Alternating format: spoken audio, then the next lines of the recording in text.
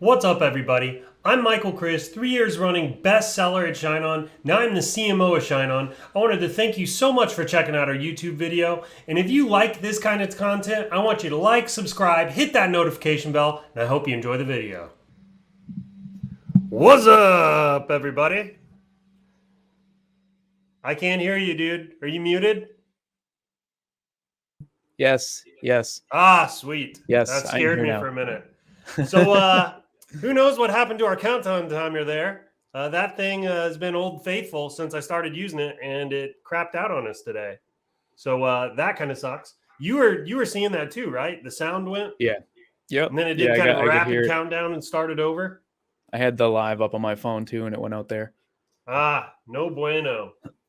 No bueno. What's up, everybody? We've got Sandy in the house, Jeff, Taylor. What's up, Taylor?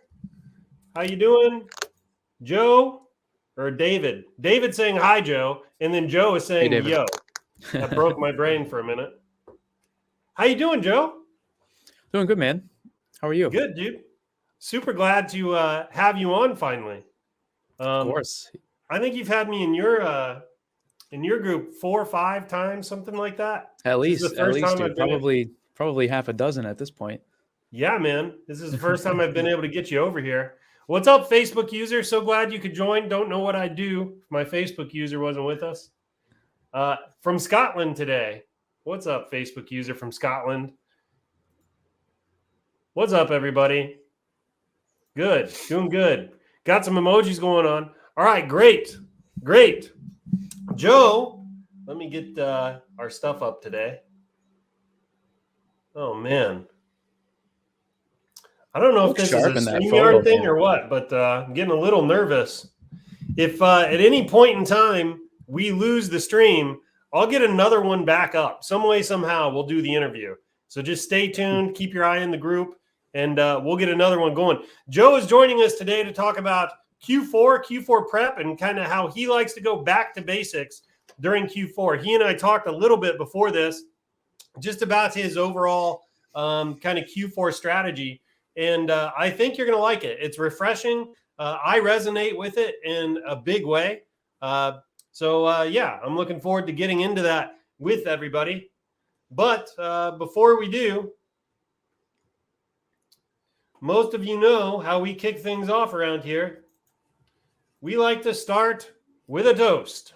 So, wherever you're at in the world, whatever continent you are on, raise up your glasses, mugs, bottles, and flasks, and join me now for the Digital Marketer's Toast.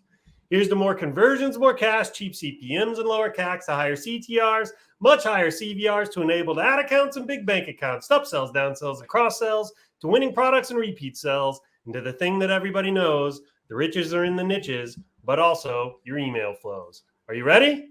Cheers, Joe. Ready. Drink up.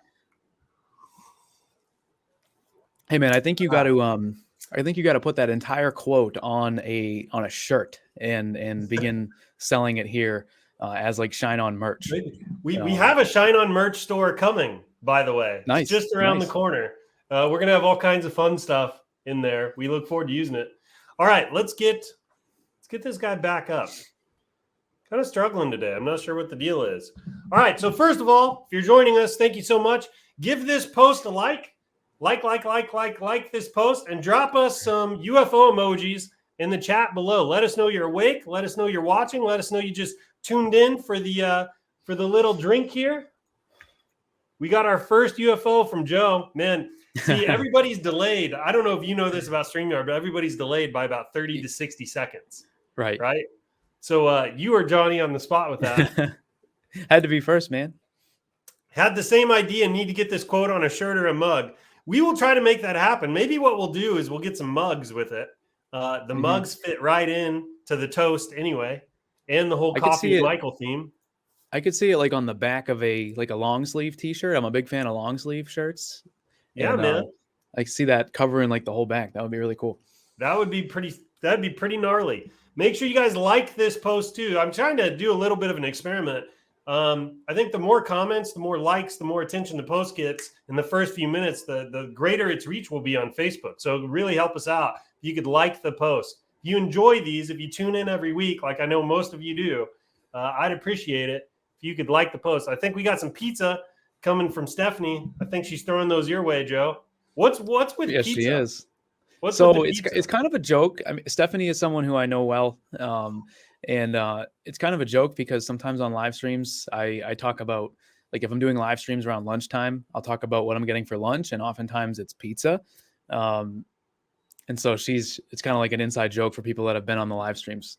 I got you. Big pizza guy over there. Yeah, somehow chickens became an inside joke on mine.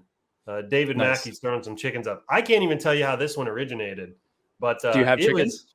Yeah, man. It was going bonkers too. When the chicken thing first took off, somebody, I can't remember who it was, actually, like, they took a video of me doing the toast and they slowed it down and they had a CGI chicken come out from the side and drink out of my coffee cup. That's awesome. It was actually pretty sweet. All right. Getting lots of our UFOs. Appreciate that, everybody. Thank you very much. All right. We got some, you guys know how we kick things off. Got some testimonials, some very quick updates. Then we're going to get into the interview with Joe. Looking forward to it. Joe's got some knowledge bombs he's going to be dropping on everybody today. Like I said, we talked a little bit about the topic. And I think you guys are going to find it refreshing. It's a good kind of wake-up call as we move into Q4. So I'm looking forward to it. Testimonials, Nazrul Islam, MD Nazrul Islam. I'm sorry, buddy, if I'm screwing that up in any way, shape, or form here. $6.3 thousand in revenue, 80 purchases. Congratulations. Last 7 days result. Good job, buddy. Great work. Appreciate that. You got some swag coming your way. Somebody on my team will be reaching out. Greg Vogel, 11,900 units with $444,000 in profit. I wanted to share some people that also have had success, right? Many people are getting breakthroughs on their first sales, the first 10 sales, the first $1,000, all that kind of stuff. Those are great. I love to see those. I love it because if you're new, it really shows you that anybody can do this, right? It makes it feel like it's within reach and it's possible. But I also like to show just how far some people can go. Meaning if you do this long enough and you hone the skill and you get really good, you can generate some incredible income off of this business. This is $444,000 in profit. Even if your margin on this is only 20%, you're looking at, I mean, that's like 90K right there. Who wouldn't like to have 90 extra K sitting around in a bank account? I don't know too many people would turn that down. So congratulations, Greg. Thanks so much for sharing this. This kind of stuff is super encouraging to the group. You've got some swag coming your way. And then we have one from Stephanie. I love this one from Stephanie. First sale here. So congratulations, Stephanie. Had a lot of milestones in my career online. This is by far the sweetest one ever. I'm so proud of my daughter, Marina Lee. It's hard work on our new adventure and making it happen. So we have a mother-daughter team here, which I think is super cool. And by the way, you know, the whole purpose of ShineOn, like, we want to change lives, man. We want to see everybody kind of lifted up in this space. And it's just, this is awesome. This makes my heart sing when I see this stuff. We literally screamed and jumped up and down when we saw the first sale. Most important, thank you, Jim, Michael, Tammy, ShineOn, Kate. Thank you, everybody. By the way, there's an entire team of people that you don't get to see at ShineOn that deserve a ton of credit. Our sourcing people, our production people. We have folks on the marketing team that are behind the scenes that never come forward. Huge debt of gratitude to all of those. Our ShineOn Fab Forward teaching and supporting us along this path and new and amazing opportunity. You guys are teaching an old dog and a young pup new tricks, to say the least. Congratulations, Stephanie. You got some swag coming your way. Thank you so much for sharing this in the group. Okay.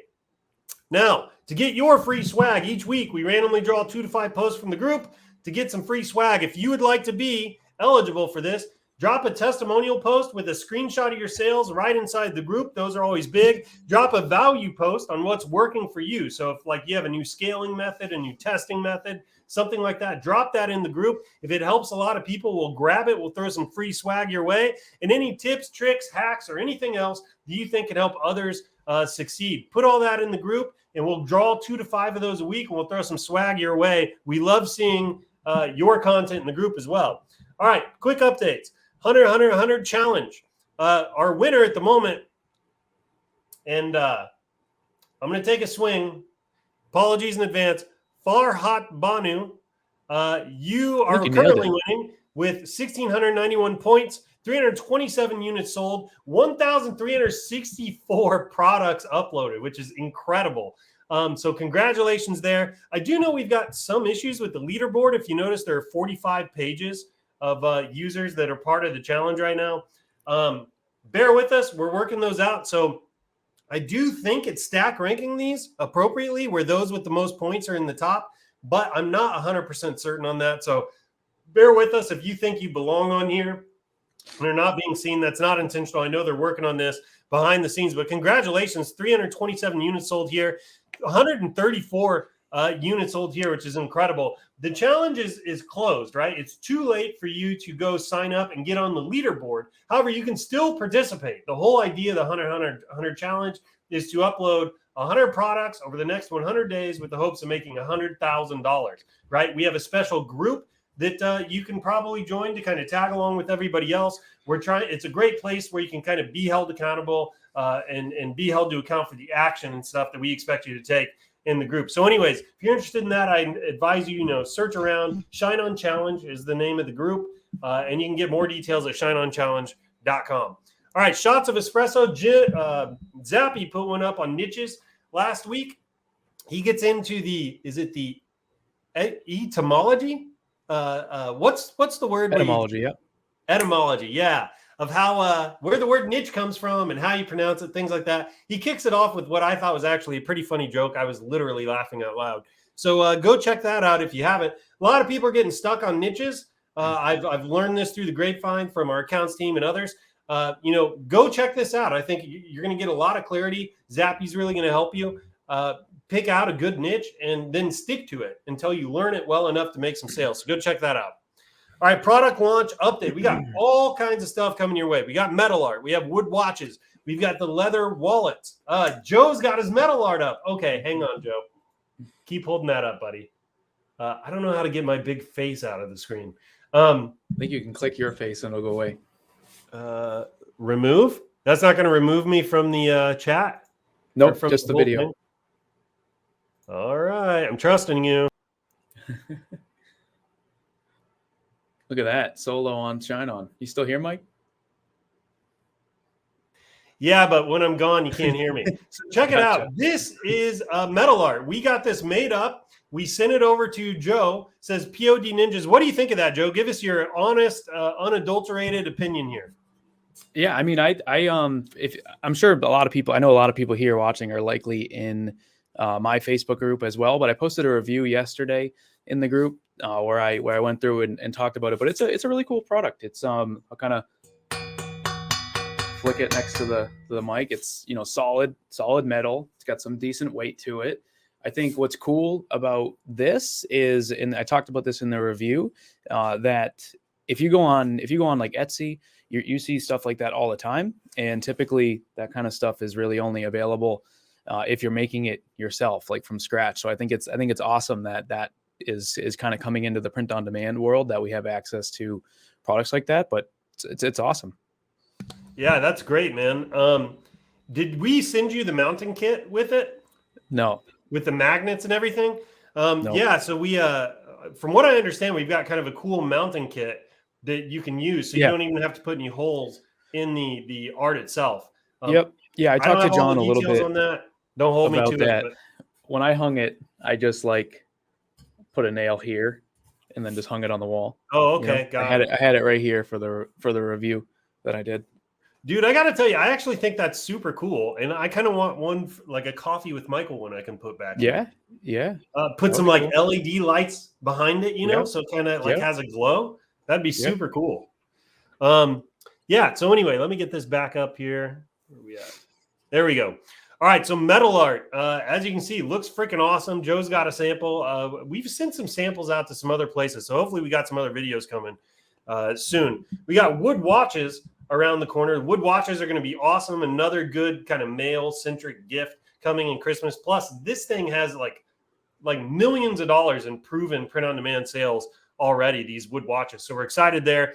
We've got leather wallets coming. Another really good kind of male-focused gift. We have leather journals. We have these keychains, which are going to be a little lower price point, but they'll help fill the catalog out on Etsy. And then we've got these engrave only kind of pendants. So we have the heart and we have the dog tag, and I believe those come in at pretty low base cost, so you can do some fun things with them. We tried to do a free plus shipping offer several years back with these items in particular. We kind of took them out of the catalog for a while, reimagined how we could launch them again, and now they're back for Q4. So we're super excited here. Look, these should be coming in October. We had a little bit of a delay with some machines, and it's kind of tough to explain. Our production is fairly complex, and when you have one little delay, there's kind of this domino effect where some other things in the chain get knocked down as well. But these should be coming in October, so we're super excited to have these around the corner. I see a question here in the group I want to grab real quick. Is ShineOn Center in Amsterdam active now? Not active yet. So we have people there on the ground right now. They're setting it up. I believe we have machines there already. We got tables there. We got employees there. We are getting that place rocking and rolling. We meet on it several times a week. There's several individuals that literally are talking about Amsterdam every single day inside the company, trying to get this thing stood up as quickly as we can. We think we're going to be able to start. Don't hold me to this. We think we're going to be able to start shipping products from Amsterdam facility maybe sometime in the middle of October. We're not positive yet. And we'll do a full-on kind of hard launch, probably November 1 is what it's looking like. Either end of October, like October 31st, end of October, or like November 1-ish. But it is right around the corner. It's going to be up in no time. So we're really excited about that. All right. So next up, we are almost about to cross $100 million in revenue generated as a company. If you go to ShineOn.com and you scroll down just a little bit, we actually have a real time. I mean, that's a real ticker on the page. It's not just computer code. We actually have that tied into company metrics. So you can actually see how the company is doing right there in the ticker. It's super freaking cool. We're about to cross over to 100 million. So our 8 digits is about to become 9 digits here. Super excited. Stay tuned. Stay tuned for when this happens, because we're going to have some stuff going on in the group. We're going to have some giveaways, may have some cool t-shirts coming out. So keep your eyes peeled for that. We're getting excited. And then finally, the best way to stay caught up with everything we got going on, because it is a lot, just click announcements at the top of the group. So if you go to the group right here at the very top, you got this little announcements button that's scrolling away. Click that. Basically, everything that's important makes its way to an announcement inside the group, and you're going to be able to get caught up on everything that you need from there. All right, let's get into this freaking interview. Joe, you've been a great support. Thanks for hanging out. Of course. So dude, Joe, for those that don't know you, which has got to be very few people in this chat, give us a little background on who you are, how you got into the print-on-demand space, what this print-on-demand ninjas thing is, all of that. Let us know. Sure. Yeah, I mean, geez, where do I even start? I guess, so I'll kind of go like real, like personal first. I'm 31 years old. I've been married for 6 years. I have 2 daughters. And I used to work for Target. Target, if you're in the United States, you probably know what Target is. But I worked at Target since I was about 20. And up until almost 2 years ago at this point, I was still there and started print on demand after losing. I was big into eBay when I was like 25, and I was actually ordering like a whole bunch of things in bulk from China, packaging them all myself and like shipping everything out of the house. This was before we had kids, and I ended up losing that business because we were selling electronic cigarettes, and eBay decided to change their policy where they no longer allowed that on the platform. So literally one morning I, woke up and was getting all these notifications on the phone, basically saying like, oh, your listing has been taken down. Your listing has been taken down, like that kind of thing. And so overnight, like I had this business kind of ripped away, and we were scaling like really, really fast. Like we were, I'm not going to get into too much, but like it was really awesome. We were scaling really fast. I had like really high hopes for, the future, if you will. Right. And then it was gone. And then, I was still at Target, and I kind of just like was like, all right, I guess I'm just going to do the 9-to-5 thing. Right. And there's nothing wrong with that. But I guess, I went back to school. I ended up getting a master's degree because I thought that would help me at Target. And I eventually got promoted to district manager.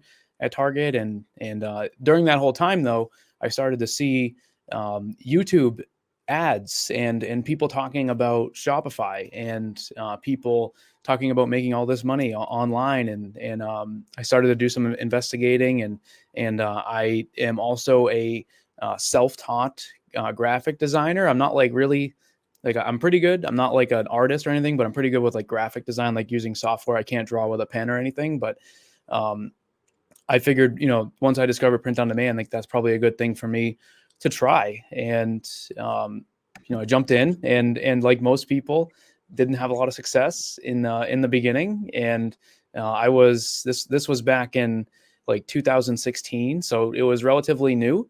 It was really, mostly just like apparel products, t-shirts, hoodies, hats, mugs, things like that.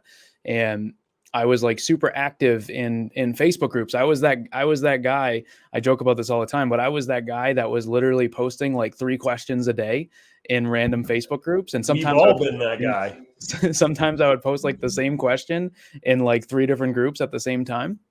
And essentially what happened is just like over time, like I was a member of these different groups, and over time I began to slowly make sales, and I was sharing, the screenshots and talking about, tips and things like that. And I never intended to like start podninjas.com and like actually like start coaching and things like that. It sort of happened by accident, where because I was already integrated in these groups and in these communities, people, began to reach out, right? The first person that ever reached out, he reached out to me, was like, hey, like you seem to be doing good. Like, can I pay you to run my ads? And, I started to do that. And then, the rest is, I won't get into all the details, but that's essentially how I got into print on demand and how POD Ninjas was created.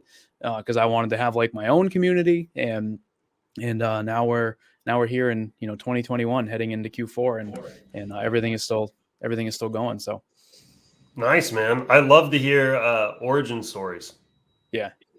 So what so 2015, 2016 is when you started getting into it was like 2016, is when I first started to kind of dabble and figure out.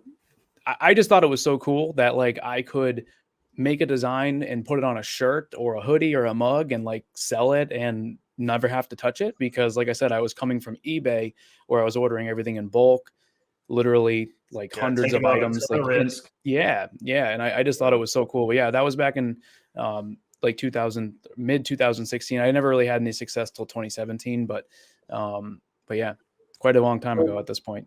So was it mugs, hoodies, and t-shirts primarily that you were selling when you got started? Yeah. So a lot of people, if you're familiar, which you made the joke earlier that some people here might be familiar, but I was just going to say, if people here are familiar with my content, I talk all the time about avoiding t-shirts, mugs, and hoodies.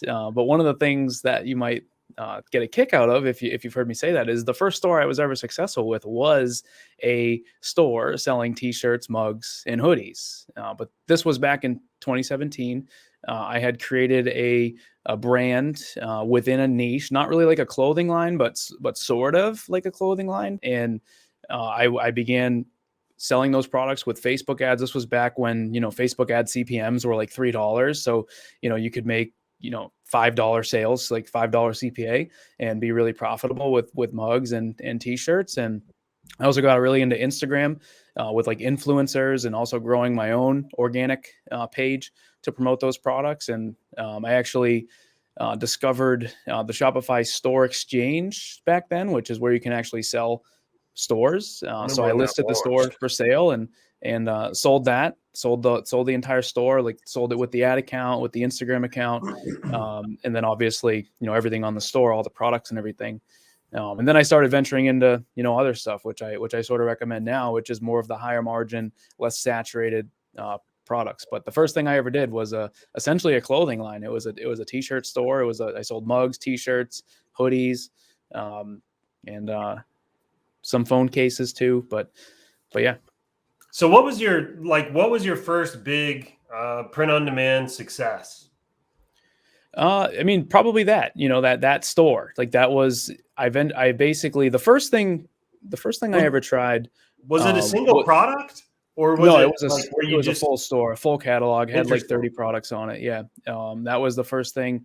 I Can- can- basically, Sorry, sure. I've got so many No, it's questions. okay. It's okay. So, were you running ads to like one product at a time? Were you running ads to collections? Like, I most was people find a dynamite product and then they just ride it to the moon right. like a rocket, right? So To what have a had whole store do well is interesting in the print on demand space. what happened was this was not the first store that I had tried to create or run ads to. And in the past, I had essentially created like a general store where I was like running ads to like certain products. And also too, just so people are like that are watching, like this was like 4 years ago at this point. It's a much different game now. So some of the things that I'm going to talk about that I was doing don't necessarily make For sure. make a lot of sense now. Yeah. But yeah, I was essentially, I had ads that I was running to specific products. I was retargeting with like catalog ads, but I was doing probably a little bit more in actual sales and revenue via Instagram with influencers and also my own Instagram account. I had created an Instagram account for the niche and put like a link to the store in the bio.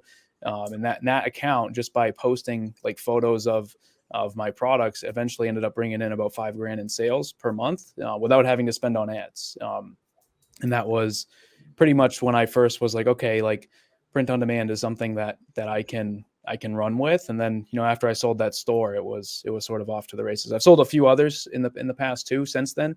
But that was probably the big win, was that store with the catalog along with Instagram.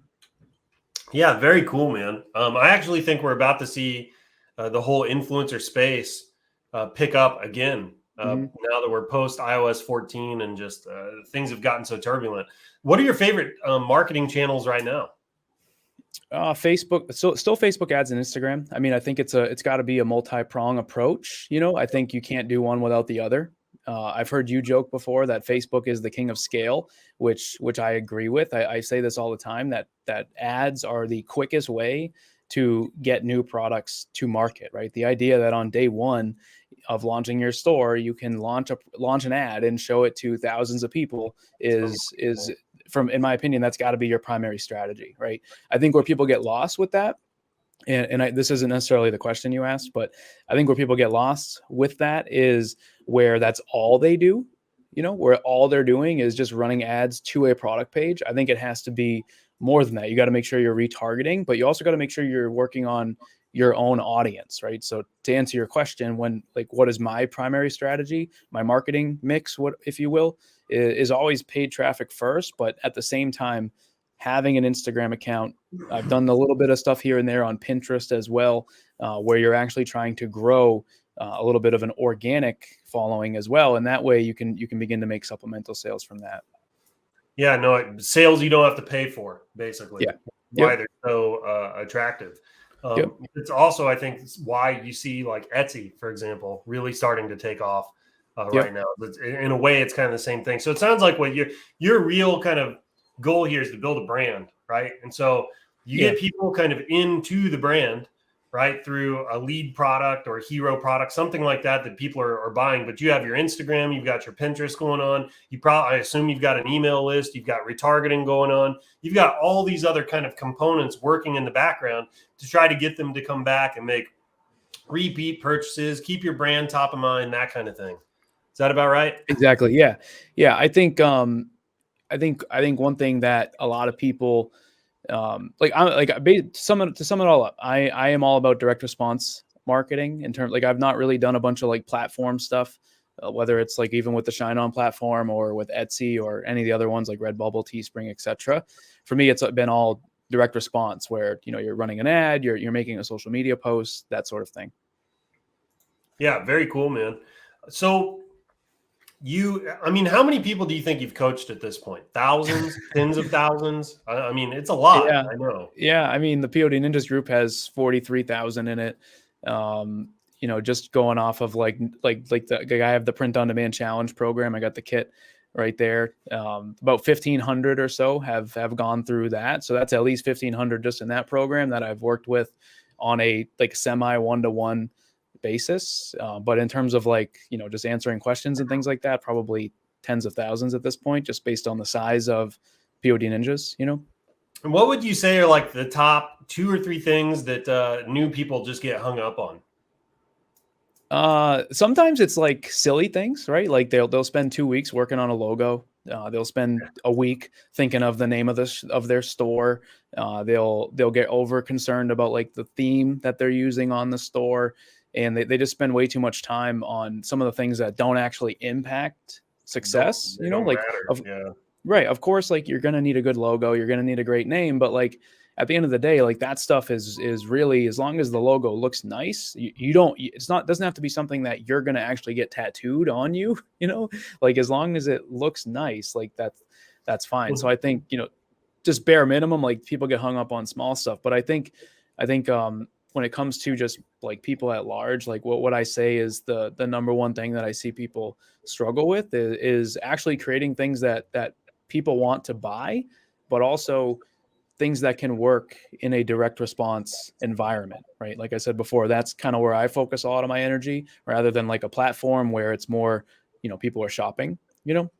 Direct response, you have to understand that print on demand products are not something they're seeking, right? When they're on those platforms. Right. I'm just looking around. One of the analogies, one of the analogies I give all the time is like something like this, right? This is considered a gadget, if you will, right?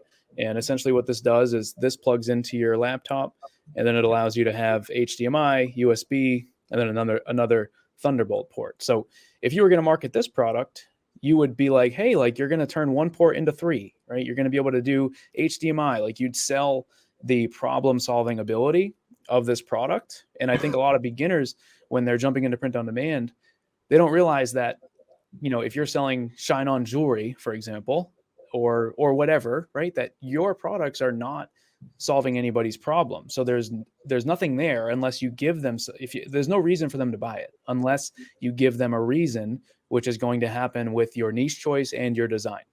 And if you don't do that right, then everything you were worried about with your logo, your theme, you know, is not even going to matter because you don't have something that people want to buy. I think that's probably the number one thing that I see, you know, new people get hung up on. They essentially discover print on demand. They get all excited, which is awesome, right? I was there too. And they have an idea and they go all in on it, and they spend 2-3 months on that idea. And then when it doesn't work, they usually end up quitting, right? I actually did a live stream about that this morning in my group, where the title of the stream was like, why the most of you will quit print on demand in the next 90 days. And that's because you're essentially going all in on your first idea and taking too long to launch. So that way, if you fail, you get discouraged almost, right? That's kind of what I see, is like this endless cycle of people that get excited about print on demand, try it for 30 days and then stop because they didn't have a winning product, you know? Yeah, man. In our space, the way that typically manifests itself, and you can always tell when you see these designs, you'll see a design come through that's just on a message card piece of jewelry that's just so elaborate. I mean, they've got the shadows right, the decals are right. There's like a gradient in the colors, and like, I mean, it's just, it freaking looks amazing. But like, you know that they easily spent half a day putting all that together or more. Yeah. And it's like, that just is not going to work in this space, because it's very rarely, at least on jewelry anyway, it's very rarely the design itself that makes a product win or fail, right? It's almost always that phrase. And I think to tap into some of what Joe's saying here is like, jewelry is not really solving a problem. I mean, yeah, you could argue, I suppose, hey, somebody needs a last minute gift, and you're some people do that with me too. Like, for example, like they'll say, oh, well, if someone wants to, like, if you're selling a tumbler, like so people need to drink, so you're solving their problem. And it's not the same. It's not. No, it's people don't buy this because they need a tumbler. They buy this because of the design on it. Yeah, but in like, also there's a different, like, problems exist on a spectrum, right? And you have like important problems that like have to get solved, like a toothache and you need a dentist. It's like, you're going to freaking search, or a pipe bursts in your house and you need a plumber. Like, you're going to your computer or your phone and you're searching for a solve for that right away. You're not going to go scan Facebook and wait for a direct response ad to hit you on something like that. And then you have problems on the other side of the spectrum, which are like what vessel do I put my coffee in this morning? right? It's not high on the totem pole of problems that need solved. What really drives and propels sales in our space, in my opinion, is the emotional component of the product. And I think that this is true across t-shirts, across mugs, and across jewelry, especially. This is why I say if they cry, go buy. Huh? Any print-on-demand product, it's about emotion. That's the only reason someone is going to buy our products, is because of the emotional nature of what you've created.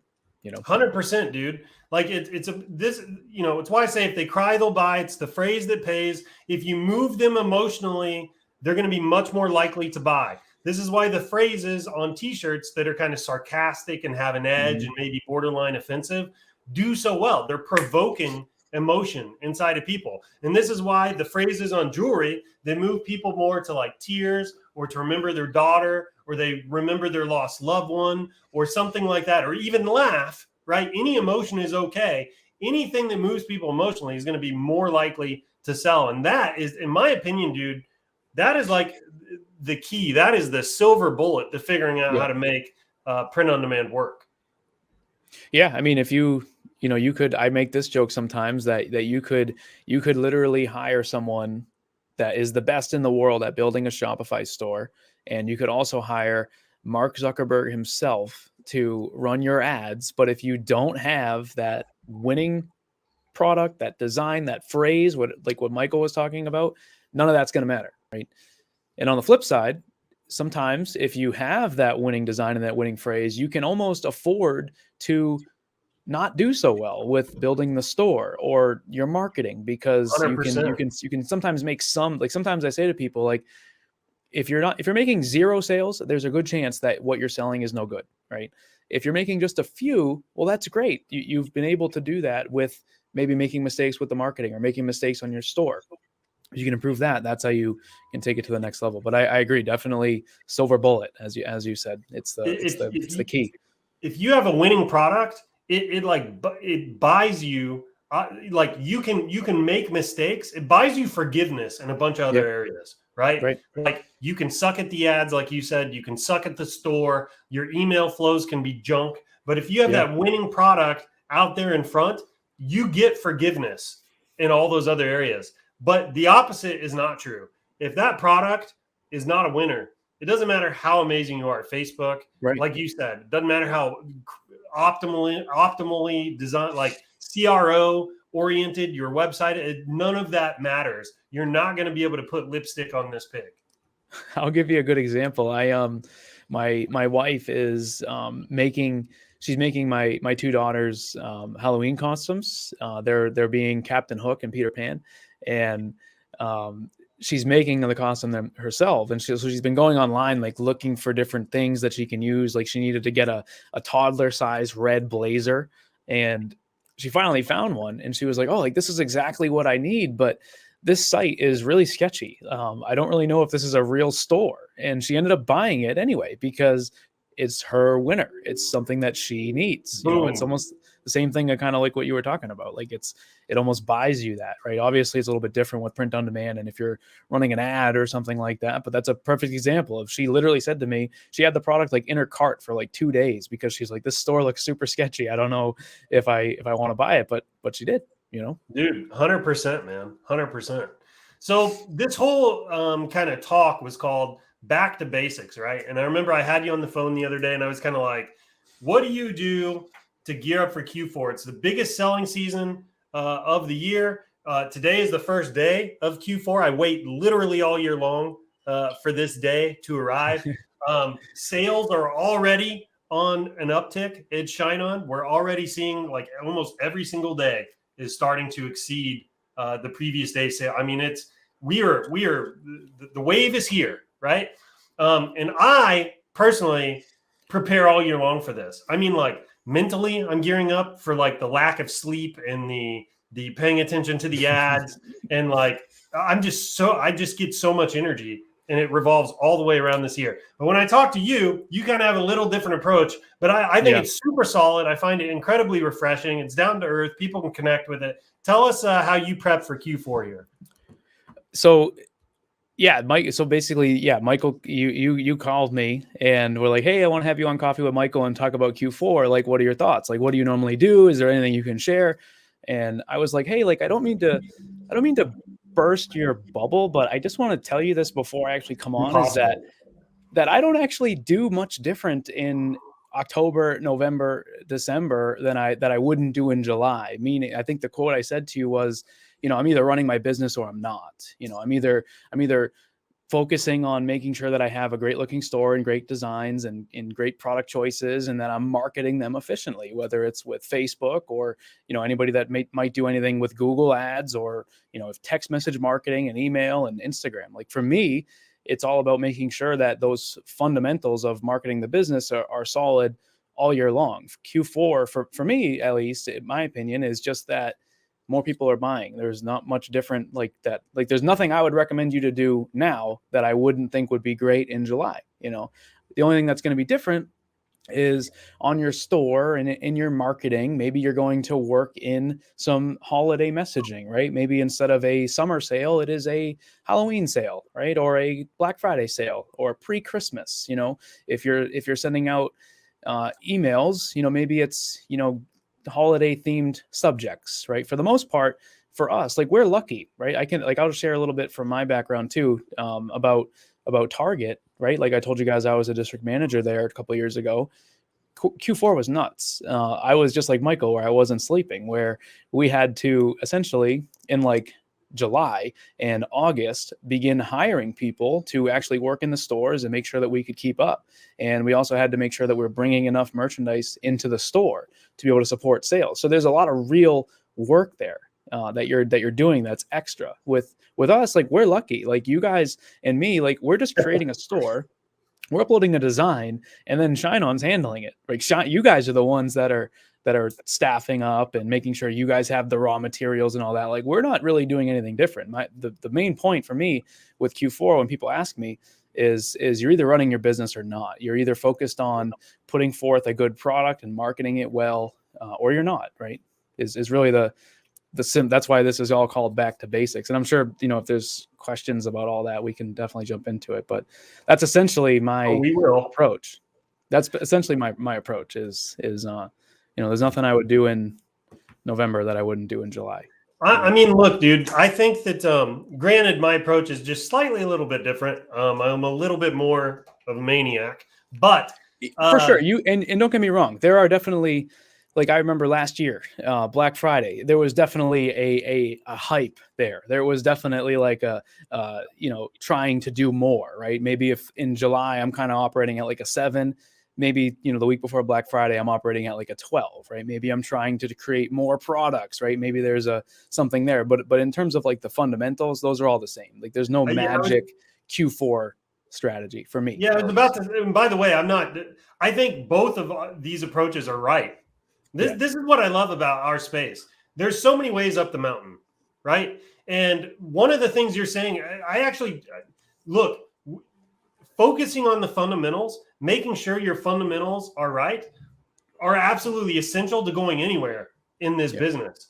You can't operate at a 12 with crap fundamentals. It is not going to work, right? No amount of hard work's going to overcome that. It's about like, the need for a winning product, right? Because you just can't game the rest of the system or hack the rest of the system to turn it into a winner. It's the same thing with the fundamentals. You've got to be firing kind of on all cylinders. So let's talk about that real quick. So if verbally run us through, let's say you've got a new seller on the phone. Maybe they're just getting into print on demand. Let's use ShineOn as the example, because I think it's probably what most of the audience is going to resonate with.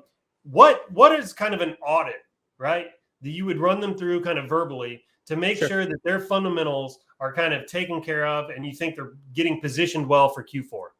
Sure. I think kind of a large question. Let me think about it for 1 sec. So I think obviously we already talked a whole bunch about the importance of your product, right? Your design. So I'm not going to touch on that anymore because we've already kind of beaten that horse to death. I think if you're gonna, let's theme it as if I'm working with someone who is going to experiment with paid traffic, Facebook ads coming to their store, right? to me, there's really two primary things that need to be really good, and that's usually where I start. And the first is your ad creative, right? People need to see an image or a video that is sharp, that is, something that can get clicked, right? I think sometimes what people do is they ShineOn doesn't really have this problem. You guys have really great mock-ups. This doesn't necessarily apply to you, but like sometimes, let's just give an example that it might make sense to everybody, is if you grab like a t-shirt mock-up, right? It's just a t-shirt, white background, looks really generic, right? And sometimes those t-shirt mock-ups don't really do your design justice, right? You might be better off like exploring other alternatives to get a better mock-up, right? The second part, regardless of the app you're using, is I think in your actual creative, right? Your image, if you will. A lot of times what I do is I'll throw like my logo in the top right of the ad image, right? You can also do like a bar of text along the bottom where you're doing some sort of a promo, right? So that way there's more there to the ad. You want to spend as much time as you can without putting too much stuff on the ad creative, because there's definitely a fine line between like awesome and busy, Busy.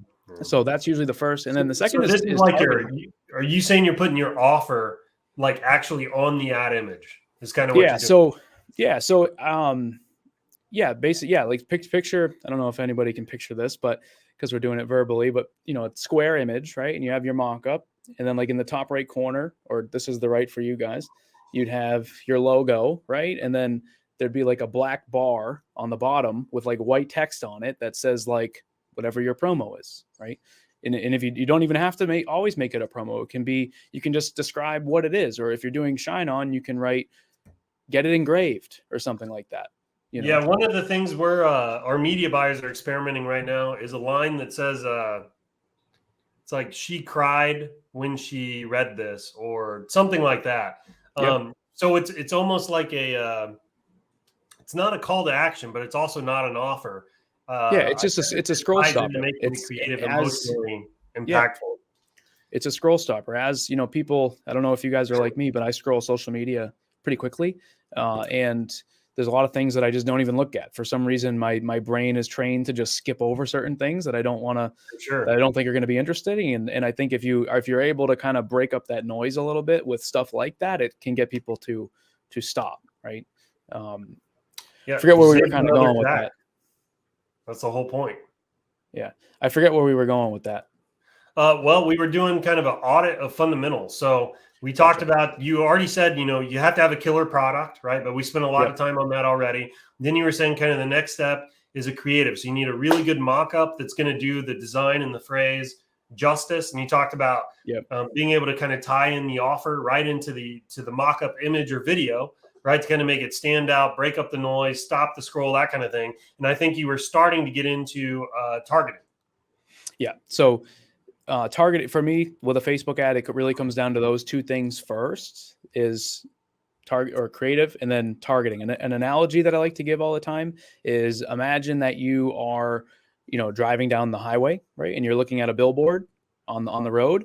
That creative there is going to get you interested, right? Like that actual image that they have on the billboard. But if they're not showing that on the right road, the targeting, then you're not going to get off, right? So I think where a lot of people go wrong too is they either go too broad with the targeting or they go way too narrow, right? And I think there's, again, where I talked about with a creative, in terms of there's a fine line between being awesome and too busy. I think the same thing is true with targeting. So, an example that I give all the time is, if you're targeting, let's say that you're going to do like a message card design, and we're almost in winter time, so maybe this wouldn't be a great idea, but message card design, you're going to theme it with like golf stuff on it, and it's going to have a quote where a husband who's really interested in golf is going to buy it for his wife to basically like say sorry for golfing too much, for being gone. Yeah. Right. A lot of people, what they would do when they start targeting that, they would just type in golf, right? Or as an interest to target, right? Or they would type in Tiger Woods or something like that. And the problem with that is, someone like me who's really interested in sports, because I like football a lot, and that's really it. But I follow a whole bunch of sports pages. There's a chance that I might get lumped into that targeting because it's so broad, right? Golf on its own, you could get a lot of people that like to watch golf but don't actually play, you know. Mm-hmm. So one of the things that I try to tell people to do is think outside the box with targeting.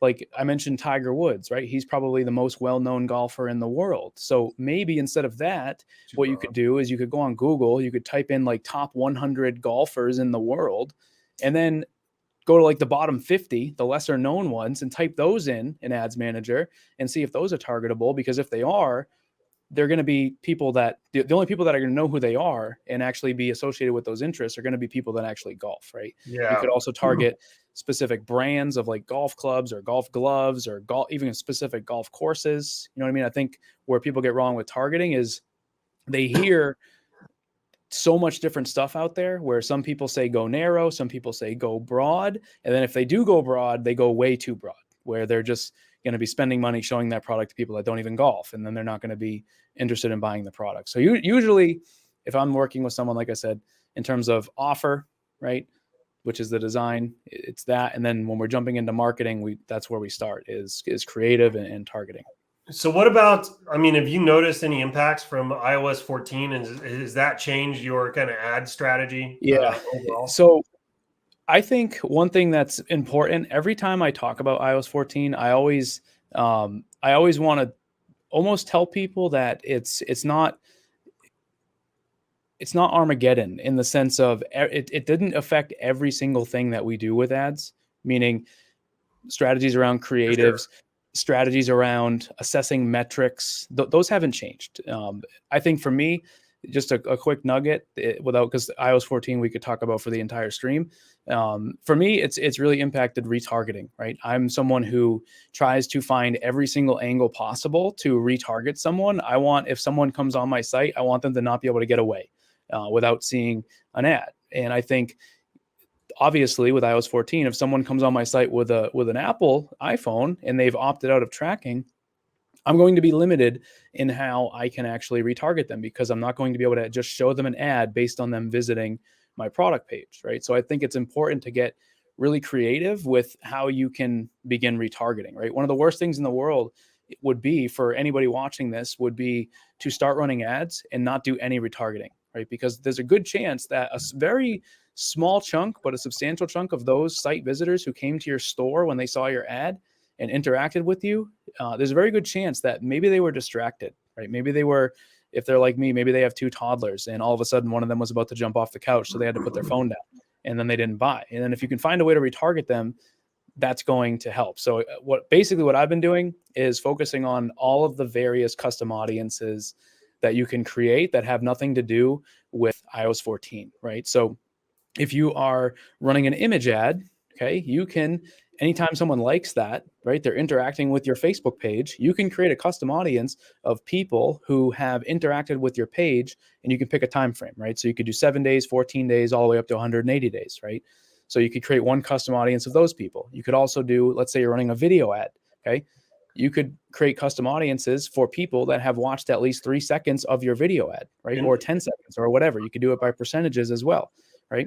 You could also, I mentioned earlier, Instagram, right? You can do the same thing with Instagram. If people have interacted with your Instagram profile or something, or follow it or something, you can create all these other ways to retarget people. So I think for me, like I said, that has been the thing that has been the most mentally impacted because it's frustrating to me because I love to be able to run a retargeting ad that says, hey, we think you forgot something, come back now and save 15%, right? And now if someone opts out from iOS 14 and they come to my store, I can't do that. I have to do it in other ways.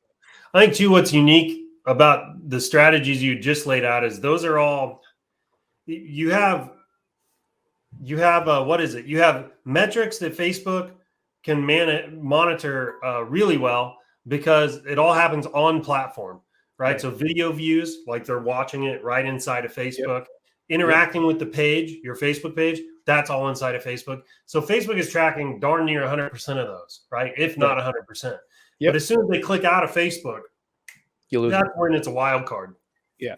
And that's only whether or not only two if they're on an Apple device, right? I think it's important too to realize that you can create like segmented I know you guys did a massive stream a couple weeks ago where you talked about some things for platform users to be able to add some tags to their stuff for better tracking. But you could create separate ads, guys, where you're targeting like desktop only, right? So then all those people you can still retarget and track as usual. You could create Android only, right, where those people are still going to be opted in. So I think it's important to realize that, yes, you're going to have to do some things differently with retargeting, but you can still do retargeting as normal if you're segmenting and hitting those people up where they are. You just have to be creative. And by the way, all the best media buyers I know, they're super hacky like this. Like you're always looking for an angle or an edge or like how to work inside the constraints that you're presented with, right? And the best media buyers I know are those that have really kind of mastered that. They've kind of figured that out, like how to get creative and find solutions even within the constraints that they're facing. So, okay, so we covered great product, your ad creative, your targeting. What's next in our back to basics here? Be relentless. Do it as many times over and over again. One of the things that I always say is that everybody is only one product away. Meaning, if you can create that one product and eventually be able to scale it, you can change everything, right? If you can take a product that you make $20 in profit on and sell it 5 times a day, well, if you do the math, that's a couple $1,000s in profit a month. So I think it's get the fundamentals and then just be relentless. Like I joked about earlier. Yeah, during Q4, maybe I'm a little bit more relentless than I would be if I was in July. But I think once you get that going is be relentless with it. And also too, like, don't be afraid to move on, right? Don't be afraid to give up on stuff. I think a lot of times some people get maybe too attached to things that they've created. Maybe it's stuff, maybe they're designing products for themselves, so they almost fall in love with it, and then when no one else wants to buy it, they can't let it go. I do see a question in here. I know we're not doing Q&A yet, but I just want to talk about it because I think it's important and based on what we're talking about. It's from Facebook user, so we don't know their name, but it says, what would you recommend when you have a great product, great ad, lots of traffic, and no sales? I think if you really break that down, what you're essentially saying is you have an ad that's bringing people to your store, right? The ad is working. If we break that down and we look at that analogy I talked about with the highway, right? Let's say you have a billboard on a highway. People are driving by it. They're seeing it. It says, hey, get the best burger in the world, exit 90, right? And then you have all these people that are getting off the highway, going to the burger shop. But then, like you said, no sales, right? No one's actually buying the burgers. You wouldn't go and figure out what's wrong with the ad, right? You'd go back, like the billboard, you'd go back and you'd say, well, is my product great? Is my burger actually the best burger in the world? Does my store look good, right? Maybe the restaurant, the burger joint, maybe it smells, maybe it's dirty, right? Maybe they can't read the menu, right? Maybe there's something on your store that's turning people off. You know what I mean? That's again, I don't know why. What I've seen before is where the product itself is a little bit misleading. People think they're about to buy something and it's different than what they anticipated when they got in. Hey, I want to go back real quick. You were saying be relentless. I totally agree with this. Like, you need as many at-bats as you possibly can. In the print-on-demand space, what I have typically found is it's like 5 products will drive 95% of all your revenue, or 5% of your products will drive 95% of your revenue. I want to read a quote here because I think it's super relevant and it totally captures this idea. So this is from a book called $100 Million Offers. And so the quote is by Jeff Bezos. So it's a little bit lengthy, but I think there's a lot of wisdom in this, especially for anybody doing print on demand. So listen up. Outsized returns often come from betting against conventional wisdom, and conventional wisdom is usually right. Given a 10% chance of 100 times payoff, you would take that bet every time. But you're still going to be wrong 9 times out of 10. We all know that if you swing for the fences, you're going to strike out a lot, but you're also going to hit some home runs. The difference between baseball and business, however, is that baseball has a truncated outcome distribution. When you swing, no matter how well you connect with the ball, the most runs you can possibly get is 4. In business, every once in a while, when you step up to the plate, you can score 1,000 runs. This long-tailed distribution of returns is why it's important to be bold. Big winners pay for so many experiments, right? And that is print on demand in a freaking nutshell. right? It's get up there and just keep swinging at the ball, and eventually you'll hit a home run and you'll get 1,000 runs with one hit, one at bat, right? That is print on demand in a nutshell. I completely agree. I mean, one thing too, I know this wasn't like a question that you asked, but it might be beneficial for people is what I've done in the past too. And I've actually gotten really into this over the last year or so as my time that I can spend on different things has kind of shrunk, like as my kids get older and as I experiment with new things in business is a single product store where you're designing a store that is literally designed to just sell one design for you. And I know at first, if you've never heard of that, you might be saying, well, what are you talking about, Joe? That doesn't sound like something you can actually do, but you can structure the entire store to sell that one design. So at times I've had winners that I've literally just plopped on a single product store, branded the heck out of the homepage, created like a review page, a contact us and about us, and literally just ran ads to that homepage and sold that one product. I think when you have that winner, you have to go all in on it. But to Michael's point, and with that quote, like it's about being relentless. And we're going into a time where people are going to be buying, and you don't have time to get attached to things. If something's not working, figure out what's going wrong, right? Are people just not clicking my ad? Okay, well, if they're not clicking the ad, there's a problem with the ad. If they are clicking the ad, that means they're coming to the store. So the only variables you can change are the design and the store setup, Yeah, 100%. So, okay, let's recap and then let's jump to some Q&A. So sure. You need to have a killer freaking product. This is the foundation of your pyramid here. Like you have to have a killer product to do all the rest of it. If you don't have a killer product, the rest of it's not going to matter, right? So killer product, then you need an awesome ad creative, right? You need real clean mock-ups. You need really good design. The phrase, if you're doing ShineOn jewelry, it's got to be legible. The phrase does. Yeah. Let me stop you for 1 sec because I want to give a really cool example.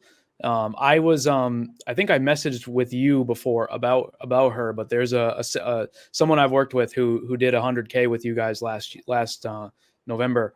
And she was selling like necklaces and bangles. And one of the things that she did with her creative was she ordered a sample of it, but the design that she put on it was a personalized design. I'm not going to give away any of the niche or anything like that, but she basically gifted it to one of her relatives, and her ad creative was a video that she took on her smartphone of her relative opening it.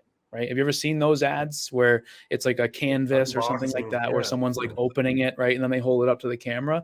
That's the type of creative I'm talking about. Now, you don't have to go over the top and order samples like that, but that's what I'm talking about, is you got to have that scroll stopping ability.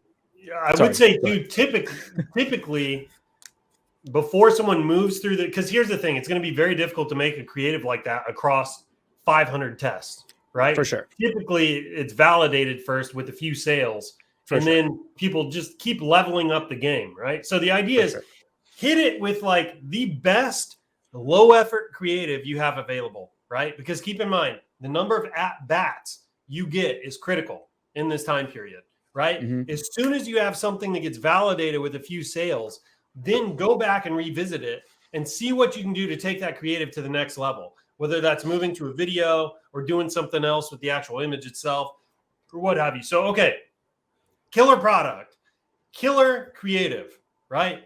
Then you're wanting to make sure that your targeting is on point, right? So it's the right ad getting to the right people is really how you define that, right? And then finally, it's do that as many times as you possibly can, right? Be relentless about it. Get as many at-bats as possible every single day. Put the butt in the chair. Put in the time. Get your ads out there. Get your experiments and your tests going, right? Is that roughly kind of the fundamentals in your mind? Exactly. Awesome. All right, let's move to some Q&A.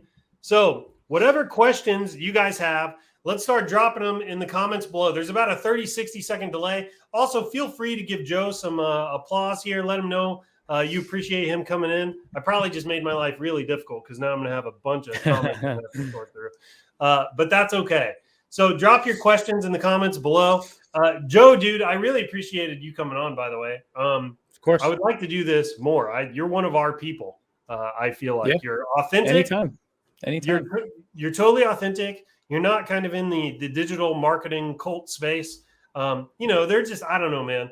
There's some digital marketers out there where you spend some time with them and you feel like you got to take a shower afterwards because you're just like, I don't know, man.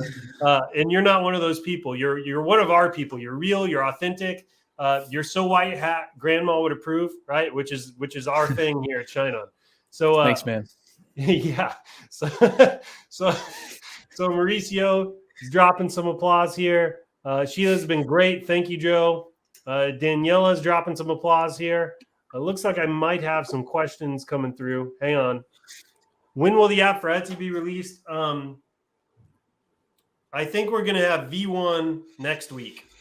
So version 1, phase 1 of the app, I was told is coming next week. So the week of the 4th, right? Yes. So keep your eyes peeled sometime next week for that. Great question. Debbie, whoa. Michelle said, read my mind. Not sure what we said. Debbie says, thanks, Joe. Dave Mackey is dropping some ninjas and some claps. So appreciate that. Here's one from Ricardo. Where do you hire designers, freelance marketplaces or private agencies? So I make probably the majority. I don't know if I give you a percentage, but I make the majority of my own stuff. In terms of hiring, this is certainly not a plug, but I'm only talking about it because you asked. About 18 months ago, I worked with a few other people to actually create a design agency. It's called Designed by Ninjas, and I've hired work there. Like the canvases behind me, they created.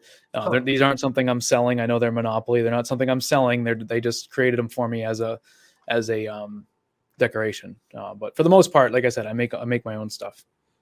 Very cool. I'm kind of, in a way, I'm in the same vein. I actually prefer to make my own stuff, but I don't always have time for it. But the thing is, I've also been doing Photoshop for like 25 years or something. Same. I mean, I started when I was like 14. Same, dude. I had a version of it on my computer. Yeah. When I was like 12, I bought a lawnmower at a yard sale on my street. And my idea was like my first hustle, right? My idea was, okay, I'm going to get this lawnmower and I'm going to go walk up and down every street in my town and offer to mow their lawns. And after an entire summer, I was able to buy a computer. So I was like this 12-year-old kid that had my own computer.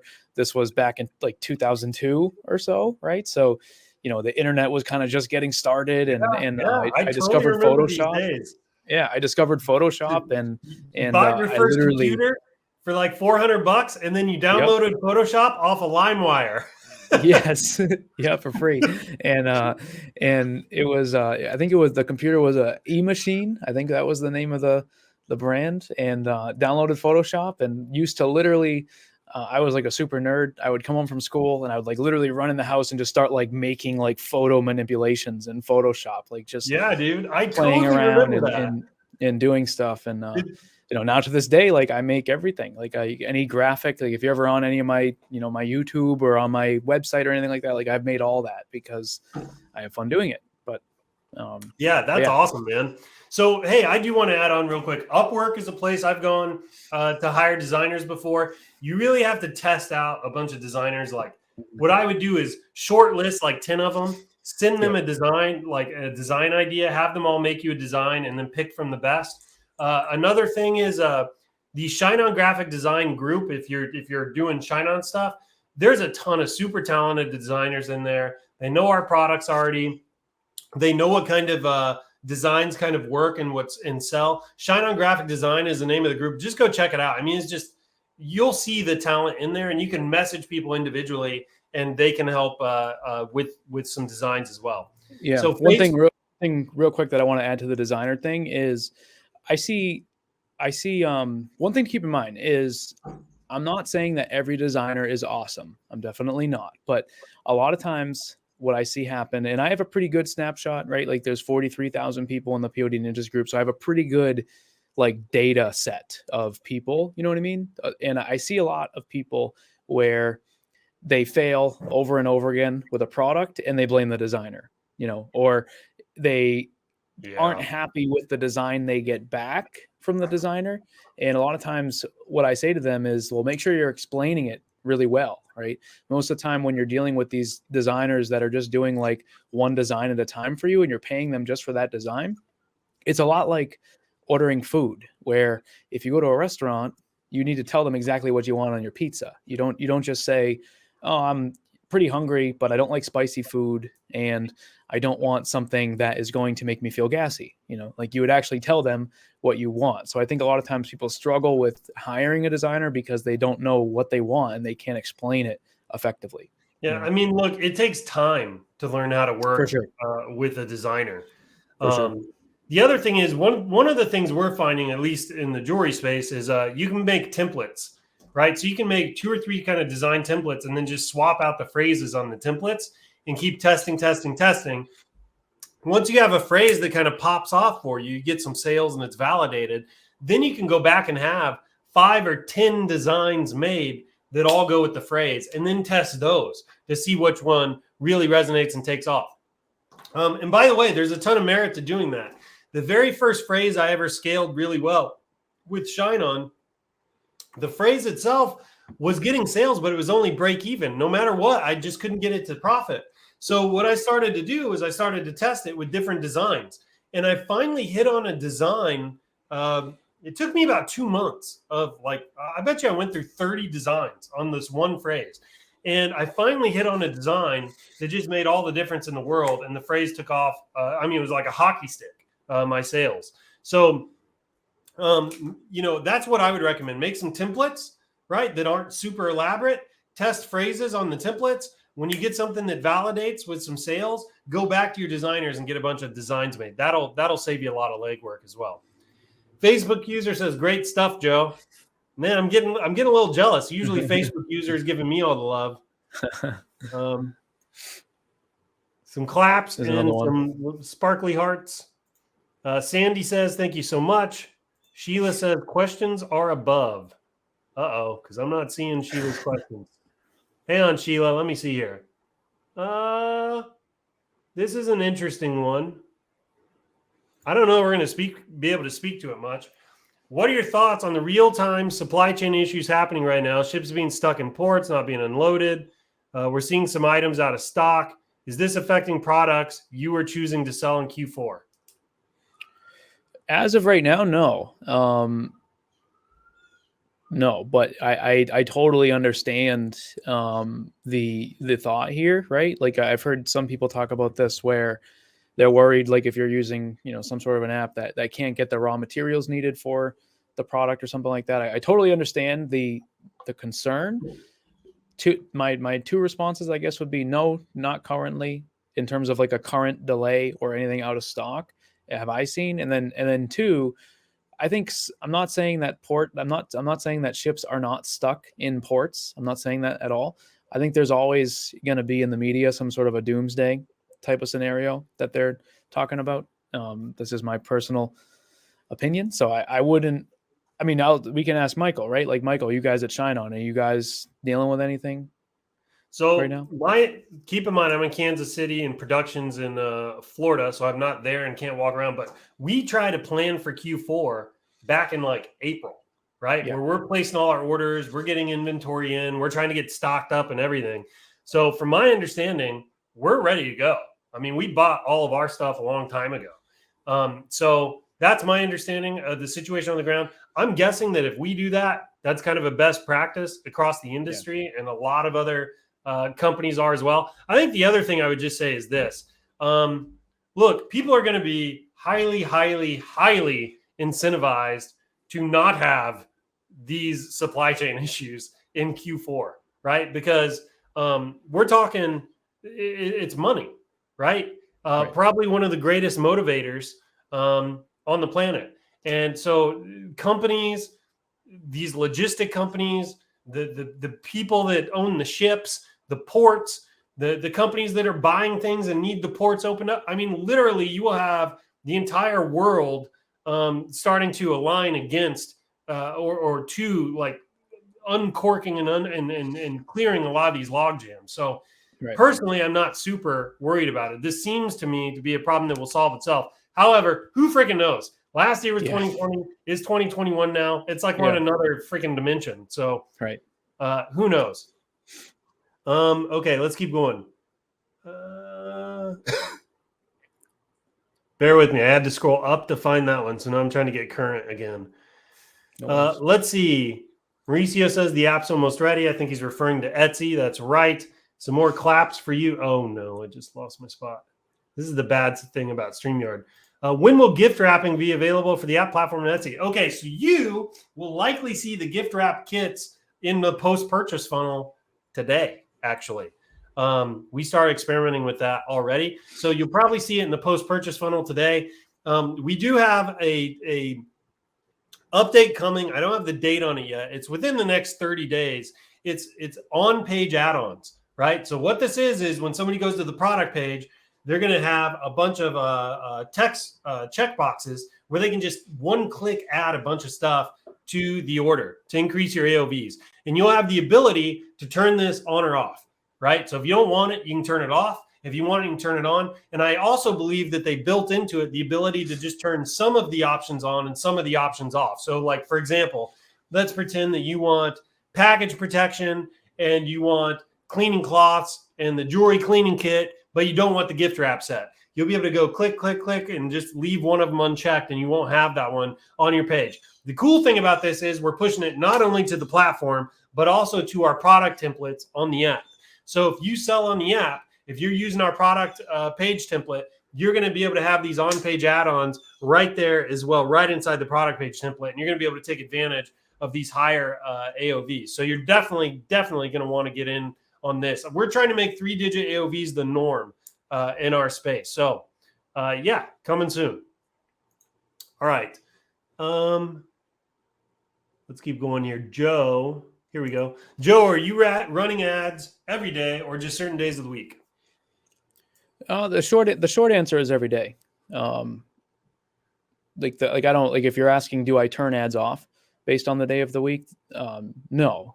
Are there days where performance is different? Of course. I think that's true with everything, right? Like stores are busy on certain days, they're not busy on other days, but they're still open. You know what I mean? I think it's just kind of the nature of the beast. You know what I mean? And sometimes too, like sometimes weekends are really slow. People are out doing stuff, right? But then sometimes weekends are really good days, and there's no it's super weird rhyme or reason to it. You know what I mean? I think it's just like, just like I'll relate it back to my experience at Target, right? Sometimes the weekends would be bananas, where it would be like lines out the door all day, and then some days it would be normal, and there's not really. I just think it's all. I don't want to say it's random, but it's short answer is yes. I run ads every day. I've never turned them off on certain days. The thing is like I found that it's different demographics or niches perform differently on different days. Yeah, right? That's a good way to look at it. Yep. Another thing is like this is going to sound super weird, but there is something to this whole full moon thing. I don't know what the heck it is, but it's like the week after a full moon or whatever, people are just freaking bonkers. If it rains, people change their buying behavior. I mean, it's just there are so many confounding factors that go into when people buy. It's very difficult to nail down. Now, I will tell you, I went back and looked at several years worth of purchase behavior in the data that we've got.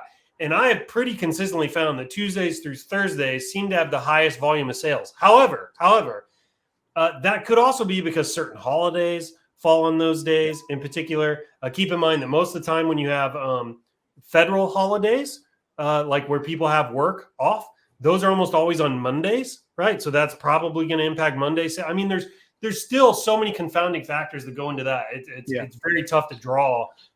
Yeah. I think Jeff, if you're concerned about like days of the week type of stuff, I would almost, instead of looking at it from like an ad perspective, I would look at it in terms of like other aspects of your business, right? Like let's say you're sending emails or text messages, like maybe don't send those at like Tuesday at 3 in the afternoon.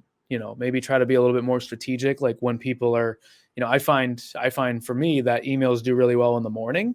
I feel like when people are like awaking and they're usually at home, they have their phone, and I feel like they do really well, or at night, you know what I mean? Kind of align it with like, think about like when big TV shows or sporting events, like if they're on at night, like what time are those normally at? It's usually like Monday and Thursday, right? At like 8 p.m.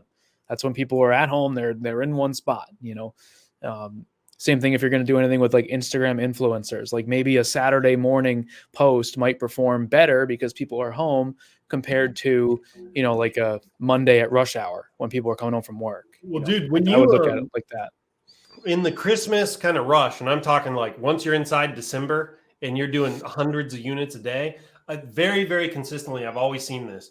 Most of your sales come in before lunch, right? Yeah. It's like something between like 7 a.m. and 11:30 a.m. I'm Central Time, so that's what I'm going off of. It's the coffee. That's when the majority of your sales come in. Yeah. Then they slow down for lunch. And then it's like right after lunch, boom, you get hit with a bunch more. And then the same thing kind of happens again right around dinner time. It's very weird, but you see it super consistently if you're scaling super hard in December. All right, let's keep going here. So you may not have a great answer to this. We're going to ask it anyway. Facebook user wants to ask, what Facebook testing strategy would you recommend? So I know we talked a little bit about maybe teasing something. Mike, do we want to tease that or no? Oh yeah, go for it. I forgot actually about that. So I'm glad you brought it up. Yeah, go ahead, man. So I will answer the question, but Michael and I for the past, how long has it been, man? Like 3 months we've been trying to plan this. Where we're essentially trying to do like a POD Ninjas ShineOn collab with, it's going to be like a 5-day Facebook ads workshop where I'm actually going to be like teaching that and like taking you guys through that process. So again, we'll tease that. We have no idea on the date. Like I said, we've been trying to do this since the middle of the summer, trying to pick a date. But to answer your question, Facebook user, I like to use engagement testing, PPE testing, where you're essentially running a $1 ad and you're assessing the engagement metrics on what you're showing them to get a good indication on if it's something that you should bring further into a conversion campaign with a little bit of a higher budget.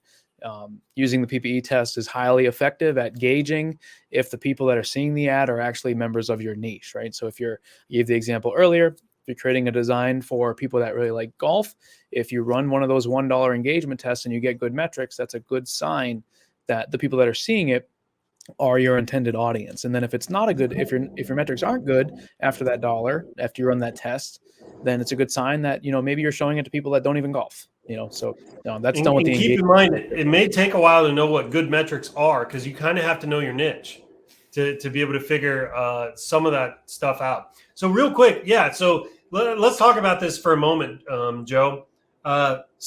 Joe's thinking about doing kind of a 5-day Facebook ads challenge, partnering up with ShineOn. The only thing we don't quite have figured out yet is the launch date on this. We have been planning for several months. We wanted to launch it, today, actually. But we had a bunch of other stuff that we also thought was going to launch today. So we kind of had to change plans.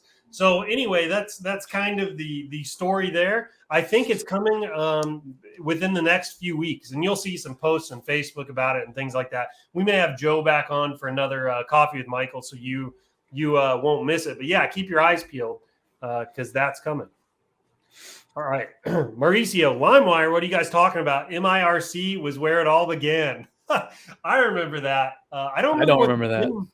I don't remember what the M stands for, but IRC stands for Instant Relay Chat. And you had to download MIRC. It was like an app, and you had to connect to like servers. It was like the early days of chat P2P room. File share. Oh, okay. I mean, it was where you'd like hackers and stuff were hanging out on gotcha. MIRC. All right, let's keep going. Dial up. I'm that old. I remember that. You remember how every time you dial up, it'd go through that song? Oh yeah. And then if you picked up the phone in your house too, you would hear it on the phone. Oh yeah. So and it would ruin your connection. Yeah, I was one of the first like in my friend group. Like my house was one of the first houses to get high-speed internet, and like I had high-speed internet and you could be on the phone at the same time. And my friend still had dial-up, and it was like the craziest conversation in the world, like trying to explain to them that the internet is always on and you don't have to dial up and you can go on the phone and what do you have? What a different time. Was it What's that? DSL? No, it was called Surf Best. Ah, interesting. Yeah, it was. Or what? I don't even remember. I was like 8. Wow. So. I remember I was a big Counter-Strike player back in the day. And I remember on my dial-up, my ping on a good server was like 200 to 250 milliseconds ping. And it sucked because, like, at least back then, I'm sure it's still this way today, it sucked because I'd see somebody, I'd shoot at them in the game. But the thing is, I'd always have to lead on my crosshairs because, like my bullet would impact like a half second behind when I was actually trying to shoot. And I remember getting DSL in my lag dropped to 100 milliseconds. My ping dropped to 100 milliseconds. And I thought I was and like, you were crushing it. It was unbelievable. Man, it felt like I was cheating in the video game. I know. What a different time. Dude, seriously, man. Okay, let's keep going here. We're going to do like maybe 3 more questions, and we'll move to wrap this up. Can we sell ShineOn products via Amazon FBA, meaning can we buy the products in bulk, have them shipped to Amazon, or can we only do fulfilled by merch? No, you can do FBA. 100% you can do FBA. Reach out to, I don't entirely know how we coordinate this, so maybe reach out to John ShineOn or even Luna ShineOn and ask the question. I'm not sure if you buy from us and we ship it, and I think this is probably more the case, you buy from us in bulk, we send it to you, and then you move it on to FBA. But anyway, reach out to one of them. They'll be able to answer that question for you. Mauricio with some emojis. Dig it. All right, let's see if we can find at least 2 more good questions here. Bear with me. Lost my space again. No worries. So this is an interesting one from a Facebook user. Any suggestions on keeping track of designs, organizing them, numbers, storage, etc.? So we've had people that use Asana, people that use Trello, people that use spreadsheets. What do you use to kind of keep track of all your tests and experiments? If I shared my screen right now and showed you guys the folders on my computer, you would probably laugh. There is no system. There is no organization. There is no nothing. They're everywhere.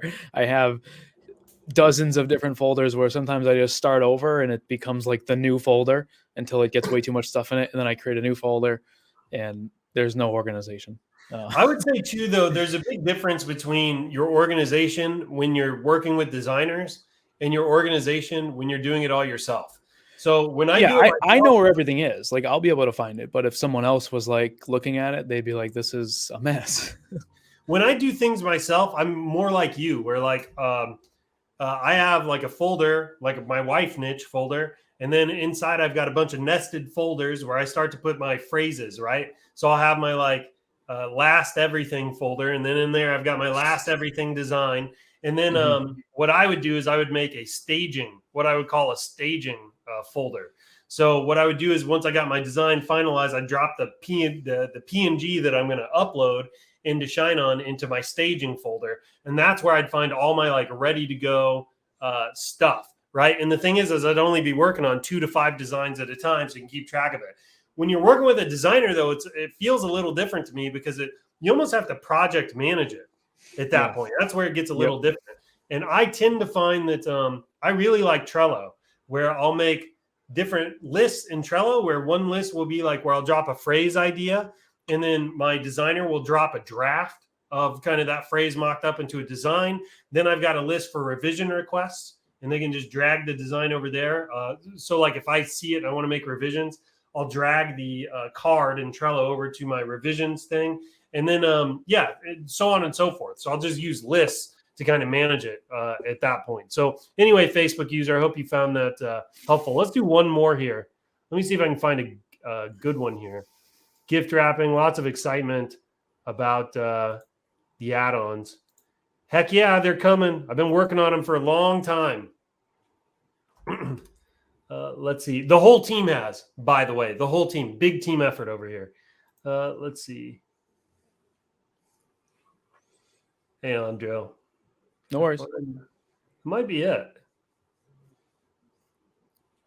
I see one where someone asked about, it's another Facebook user. They said, when setting up your ad, which works better, one image or using the carousel? Okay, go for it. I don't know where it's at. I think a lot of times with this business, there's a lot of questions that get asked where people say like, which one is better? Which one is the best? And there's not always going to be a best. You know what I mean? I think you're going to have to figure out with your niche, with your design, which one is best. Could you get results with both? Probably. For me, I tend to gravitate towards image over carousel. If I'm doing like retargeting, that's when I've really gone into carousel. So that way you can show people other things that you're offering. But I tend to pretty much gravitate towards just the image, like a single image over a carousel for strictly like cold traffic. I have a real kind of bad analogy I use for these kinds of questions. I call them the why did somebody have a heart attack type questions, right? Because it's like, who freaking knows, man? Yeah. 15 years of working night shift, 20 years of eating pizza and soda, a stressful marriage, a job they didn't like, never exercise. It's like, you can't pin it on one particular answer. And the reason I tie that into something like this is there are so many confounding factors that go into what days work the best, why an ad creative resonates with this specific audience, or why this phrase, just for whatever reason, really popped off in 2019, but in 2020 isn't doing anything. It's like you have this huge kind of convergence of forces at any given time that change the way things kind of work. And that's what a lot of these questions are. So I tend to agree with you. Sometimes there's no right answer. The only right answer is test. You just have to test, man. Right. Who freaking knows? And one thing too that I say sometimes, and again, this is just Facebook user. We don't know who actually put this in, but I'm certainly not making any assumptions about you. But a lot of times people that are asking these questions haven't even gotten started yet. And it goes back to what I said at the beginning of the stream today, where people are so caught up in all these little tiny details, like what their logo looks like, what theme they're using, whether they're going to use an image ad or a carousel ad, like that, all that stuff. Figure out your niche, your product, and your design. Get that perfect. Make the store look good, and the rest of it. Like if you have a dynamite product, like any product that has ever done really well for me, I can almost guarantee you it would sell with both an image and a carousel, because it's a winning product, right? So again, a lot of times I'm not making assumptions about you, Facebook user, but a lot of times people that ask that question haven't even gotten started yet, and they're just so concerned with all the little things, we're going to wrap this up, but you brought it up, and I want to spend just a little bit of time here real quickly, because it ties into something you said earlier. You can almost tell who's never started before because they'll spend a week on the logo. They'll spend a week trying to get the perfect name. They'll spend a week trying to get their theme set up right. They're emailing us asking what kind of metals are in the necklace. It's like you can always tell because they care about way, way, way more than what the customer actually ends up caring about. Mm-hmm. I'm telling you that 99% of the time, all that customer is going to care about to make their buying decision on your product is, does the phrase resonate with me? Like, did I feel moved emotionally, and can I afford it? That is almost it for them in their buying decision. Yeah. Right. At the end of the day, if you're about the metals, the stone, the weight of the jewelry, whether it's plated or solid, I mean, seriously, they're not even thinking about most of that. Yeah. At the end of the day, if you are getting into print on demand, you need to nail what we spent so much time talking about today on, is the niche, fundamentals, the design. If that's not good, then anything else you do is not going to matter this Q4. You got to figure that out first. And then literally, if you get that right, you're pretty much going to be fine, as long as your store, isn't like a really sketchy looking place, 100%. Dude, Joe, hey guys, everybody drop Joe some love in the comments here. Let's give him some little hand emojis and some hearts and some pizzas, and maybe throw some chickens and some UFOs in there for good measure. Let him know you appreciated him coming on today. Like the post. Joe, where can people, especially if they're new to you, where can they find you, learn more about you, that kind of thing? Yeah. So a couple I'm on YouTube. You can search my name, Joe Robert. I upload, 2 to 3 times a week, print on demand content. Also, on Facebook, you can click my profile name. I've commented a few times here in the chat. I have a link to my Facebook group, the POD Ninjas Facebook group, where I do live streams and product reviews. That's where, the video for the metal sign is. I'm everywhere, really. YouTube, Facebook. Yeah.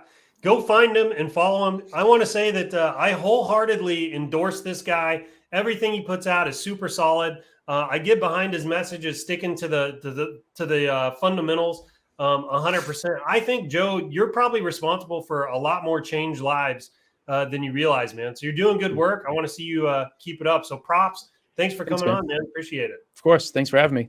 Right. Thanks, everybody. Hope you have a great Friday and a great weekend. What's that? I just said, hopefully people, got something out of it. I joke sometimes about, because I do a lot of live streams, and I joke like that. I worry like, oh, no one's going to show up, or they're going to, they're going to be bored, or they're not going to get anything out of it. So hopefully people got something out of it. No, dude, just look at the quality of these freaking emojis, man. Yeah, no, look at that. I mean, anytime you measure you the get value by the emojis. you should. Very true. Your self-esteem bucket should be full today. It's very true. It's very true. All right. Thanks, everybody. Appreciate everybody for joining on this Friday. Hope you have a great rest of your day and a great weekend, and we'll see you next week. Take care, everybody. Peace. Cool. Thanks, guys. Hey, Michael here again. Thank you so much for checking out today's video. If you like the content, make sure you like, subscribe, hit that notification bell. And there's one more thing I want you to do. Check out the links in the description below. I want you to look at the link to ShineOn.com where you can sign up and become a seller with us today. It literally takes 60 seconds and it could change your life. Secondly, I want you to go to our Facebook group. It's the most engaged e-commerce group on the planet. We're constantly sharing important tips, tricks, and things like that that can help you on your seller journey and level up your e-commerce game. Thank you so much for watching the video, and I hope you have a great one. Take care.